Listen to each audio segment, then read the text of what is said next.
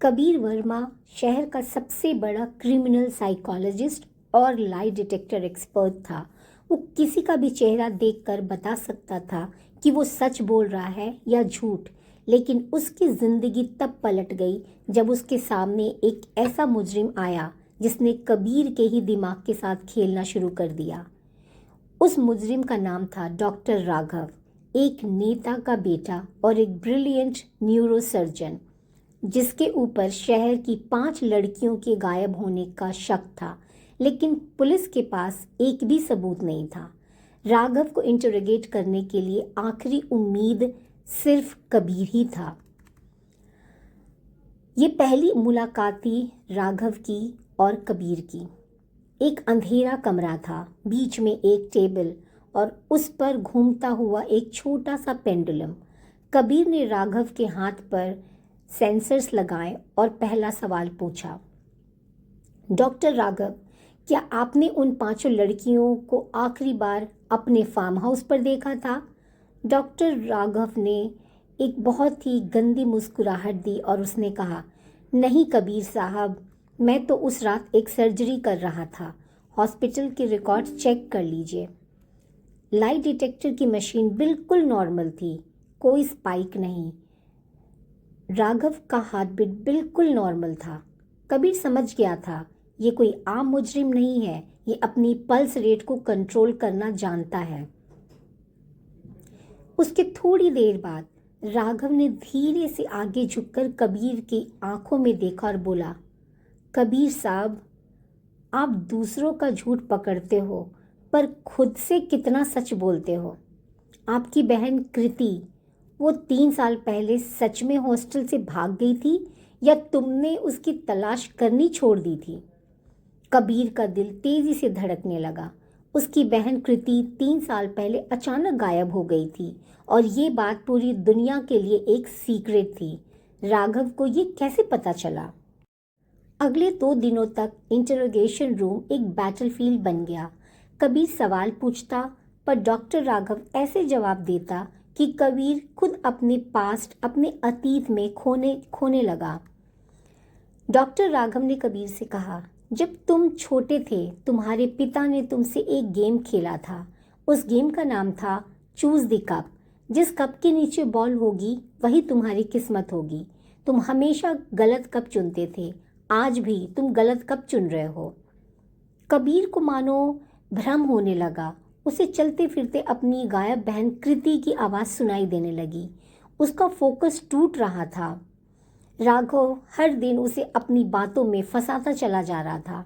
कबीर ने सोचा, अगर राघव उसके दिमाग से खेल रहा है तो राघव को लगना चाहिए कि वो जीत रहा है। कुछ दिनों के बाद कबीर इंटरोगेशन रूम में बिल्कुल थका हुआ, हारा हुआ दिखने लगा। उसकी आंखें लाल थीं और हाथ कांप रहे थे। कबीर ने कहा, डॉक्टर राघव, तुम जीत गए। मुझे बताओ, मेरी बहन कहाँ है? क्या तुमने उसे भी उन लड़कियों की तरह? वो अचानक रुक गया। राघव अब बहुत ओवर कॉन्फिडेंस में था। उसने कहा, मैंने कहा था ना कबीर, तुम हमेशा गलत कप चुनते हो। कृति उन 5 की तरह बेवकूफ़ नहीं थी, वो बहुत लड़ी थी। उसकी आखिरी सांस मेरे फार्म हाउस के अंडरग्राउंड बेसमेंट के लॉकर नंबर 03 में निकली थी और तुम सिर्फ एक हारे हुए भाई हो। राघव के पिता एक बहुत ही पावरफुल नेता थे, इसलिए राघव को हमेशा लगता था कि बिना सबूत के कन्फेशन का कोई मतलब ही नहीं है। वो खुशी से हंसने लगा। तभी अचानक राघव की हंसी को देखकर कबीर सीधा बैठ गया। उसके चेहरे पर अब न कोई थकान थी, न कोई डर। उसने अपनी पॉकेट से एक छोटा सा ब्लूटूथ डिवाइस निकाला। कबीर ने कहा, डॉक्टर राघव, तुम एक न्यूरोसर्जन हो सकते हो पर साइकोलॉजिस्ट नहीं हो। तुम्हें लगा कि तुम मुझे हिप्नोटाइज कर रहे हो। जो आवाज़ें तुम्हें लग रहा था कि मेरे दिमाग में चल रही हैं, वो एक्चुअली इस कमरे के साउंड सिस्टम से मैं खुद प्ले कर रहा था ताकि तुम्हें लगे कि तुम्हारा जाल काम कर रहा है। तभी इंटरोगेशन रूम का एक बड़ा सा कांच का दरवाज़ा खिसका। उसके पीछे पूरी पुलिस फोर्स और राघव उसके नेता भी, जो उसके पिता थे, जो नेता थे, वो भी खड़े थे। कबीर का जैसे कि मानो ये एक मास्टर स्ट्रोक था। कबीर ने राघव से पूरा सच उगलवाने के लिए एक फेक एनवायरनमेंट क्रिएट किया था। और सबसे बड़ी बात, कबीर की बहन कृति कभी गायब ही नहीं हुई थी। सच्चाई तो ये थी कि कबीर ने 2 साल पहले एक फेक आइडेंटिटी और फेक मिसिंग रिपोर्ट बनवाई थी, ताकि शहर के सीरियल किलर जो गायब लड़कियों का पैटर्न फॉलो करता था, वो ट्रैप किए जा सकें।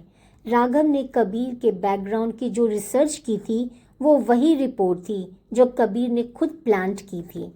डॉक्टर राघव ने गुस्से में कहा, तुमने झूठ बोला, ये कन्फेशन कोर्ट में वैलिड नहीं होगा।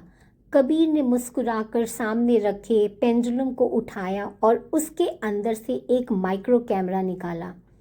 ये कोर्ट के लिए नहीं है राघव, जब तुम बोल रहे थे तब पुलिस ने तुम्हारे बताए हुए बेसमेंट लॉकर नंबर 03 पर रेड मार दी है। उन्हें वहाँ बाकी 5 लड़कियों के कपड़े और तुम्हारा डीएनए मिल चुका है, तो अब तुम्हारा गेम ओवर। राघव को पुलिस हथकड़ी पहनाकर ले जाने लगी। जाते जाते राघव ने मुड़कर देखा, कबीर टेबल पर बैठे वही बचपन वाला गेम खेल रहा था। उसने एक कप उठाया और इस बार बॉल ठीक उसके नीचे थी। दोस्तों, कहानी का इंटरेस्टिंग पार्ट अब शुरू होता है। डॉक्टर राघव को जेल गए 1 साल हो चुका था। कबीर वर्मा अब शहर का सबसे बेहतरीन कंसल्टेंट बन चुका था। लेकिन एक सुबह कबीर के टेबल पर एक पुराना पेंडुलम और एक चिट्ठी मिली। चिट्ठी पर सिर्फ 2 शब्द लिखे थे, कब बदल गए हैं। उसी वक्त कबीर के फ़ोन पर कमिश्नर का कॉल आया। डॉक्टर राघव आज सुबह मेंटल असाइलम से चेकअप के दौरान भाग गया था, पर उसने अकेले भागने के बजाय एक ऐसी चाल चली थी जिसके बारे में किसी ने सोचा तक नहीं था। राघव ने भागने से पहले शहर के सबसे बड़ी न्यूज़ चैनल पर एक लाइव वीडियो ब्रॉडकास्ट किया था। वीडियो में वो एक मास्क पहने बैठा था। राघव ने बोला, नमस्कार कबीर, मुझे पकड़ना तुम्हारे लिए एक गेम था ना? तो चलो एक नया गेम खेलते हैं। मैंने शहर के 3 बड़े हस्तियों को किडनैप किया है। अगले 3 घंटों में हर 1 घंटे पर एक हस्ती मरेगी। अगर तुमने मेरे 5 सवालों के सही जवाब दिए तो उन्हें मैं एक एक करके छोड़ता जाऊंगा। तुम्हारा पहला सवाल फ़ोन पर भेज दिया है। कबीर ने अपना फ़ोन उठाया और चेक किया। उसमें एक पहेली आई थी। उसमें लिखा था, मैं वहाँ रहता हूँ जहाँ वक्त रुक जाता है, पर लोग आगे बढ़ते रहते हैं। अगर मुझे ढूंढना है तो वहाँ जाओ जहाँ तुमने पहली बार किसी की नब्ज़ पकड़ी थी। कबीर ने दिमाग दौड़ाया। वक्त रुक जाता है पर लोग आगे बढ़ते हैं, यानी रेलवे स्टेशन का बड़ा क्लॉक। और पहली बार नब्ज़ पकड़ी थी, यानी वो जगह जहाँ कबीर ने अपना सबसे पहला केस सॉल्व किया था। वो था सेंट्रल रेलवे स्टेशन का वीआईपी लाउंज। कबीर तुरंत पुलिस के साथ वहाँ पहुँचा। वहाँ एक बड़े बॉक्स में पहली किडनैप हुई सेलिब्रिटी एक्ट्रेस बंद थी। उसके गले में एक टाइम बॉम्ब था जो काउंटडाउन कर रहा था। बॉम्ब के ऊपर एक छोटी स्क्रीन थी जिस पर दूसरा सवाल आया, अगर तुम बॉम्ब डीएक्टिवेट करना चाहते हो तो रेड वायर काटो। अगर तुम दूसरी सेलिब्रिटी की लोकेशन चाहते हो तो ब्लू वायर काटो। Choose wisely, Kabir.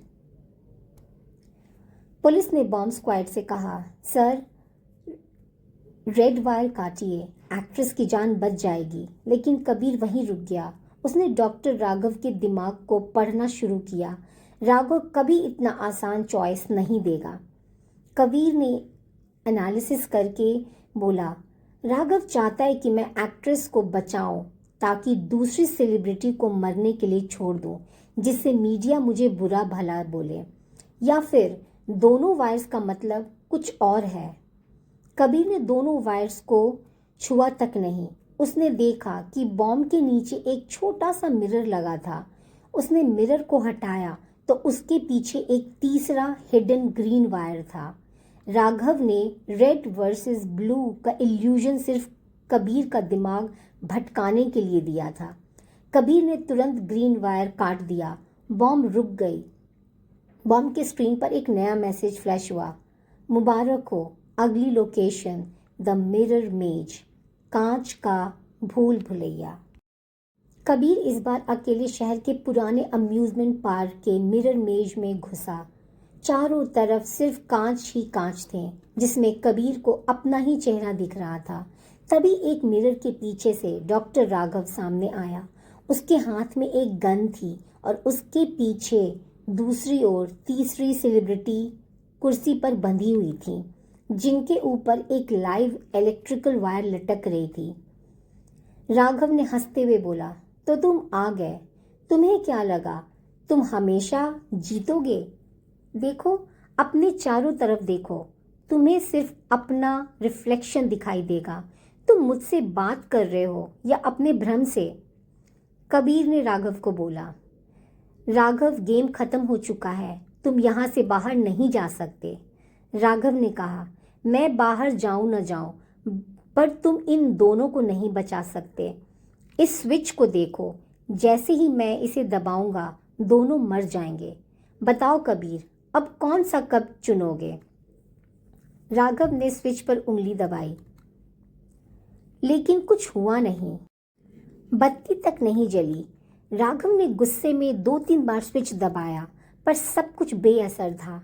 कबीर धीरे से आगे बढ़ा और उसने उस कांच पर अपना हाथ मारा। वो कांच टूटकर गिर गया। असल में डॉक्टर राघव जिसे स्विच समझ रहा था, वो सिर्फ एक प्रोजेक्शन था। कबीर जब मिरर मेज में घुसा था तो वो अकेला नहीं था। उसने पहले ही शहर के साइबर सेल के जरिए अम्यूजमेंट पार्क की पूरी इलेक्ट्रिसिटी को हैक करके कट कर दिया था। और जो डॉक्टर राघव को लग रहा था कि वो असली सेलिब्रिटीज़ के सामने खड़ा है, वो एक्चुअली कबीर के भिजाए हुए 2-3 हाईटेक प्रोजेक्टर्स का कमाल था। असली में वो उन सेलिब्रिटीज़ को पुलिस ने 15 मिनट पहले ही बैकडोर से निकाल दिया था। कबीर ने कहा, राघव, तुमने कहा था कि कब बदल गए हैं, पर तुम ये भूल गए कि गेम अभी भी वही खेल रहा है जिसे तुमने हमेशा हारी हुई बॉल दी थी। राघव ने गुस्से में कबीर पर गोली चलानी चाहिए, पर तभी अंधेरे में से एक स्नाइपर की गोली आई और राघव के हाथ पर लगी। गन दूर गिर गई। पुलिस ने राघव को चारों तरफ से घेर लिया। राघव ने गिरते गिरते कबीर से पूछा, तुम्हें कैसे पता चला कि मैं इसी मिरर के पीछे हूँ? कबीर ने उसके खून से सने हाथ से पेंडुलम उठाया और बोला, क्योंकि तुमने चिट्ठी पर लिखा था कब बदल गए हैं। तुमने कब वर्ड का इस्तेमाल किया जो सिर्फ तुम और मैं जानते थे। तुम्हारा ईगो ही तुम्हारी सबसे बड़ी कमज़ोरी है।